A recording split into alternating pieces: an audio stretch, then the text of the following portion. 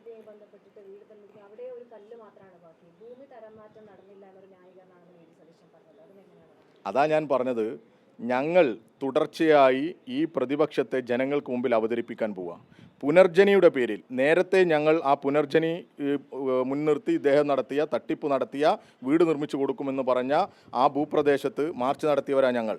അവിടെ പോയി പത്രക്കാരെ കണ്ട് നിങ്ങളോടൊക്കെ കാര്യങ്ങൾ സംസാരിച്ചതാ. ഉപഭോക്താക്കൾ ഉൾപ്പെടെ ഞങ്ങളോടൊപ്പം ഉണ്ടായിരുന്നു. ഇന്ന് ഞങ്ങളുടെ കേന്ദ്ര കമ്മിറ്റി അംഗം സഖാവ് ജയിക്കിൻ്റെ നേതൃത്വത്തിൽ ആ പ്രദേശത്ത് വീട് തേടിയുള്ള യാത്ര നടന്നിട്ടുണ്ട്. ഞങ്ങളത് തുടരുകയാണ്.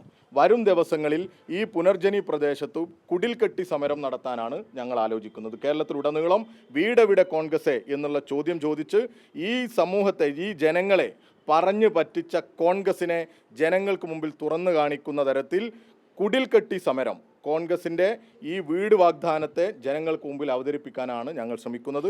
പുനർജനി പ്രദേശത്തും DYFIയുടെ നേതൃത്വത്തിൽ ഞങ്ങൾ അടുത്ത ദിവസം വീണ്ടും ചെല്ലുന്നുണ്ട്.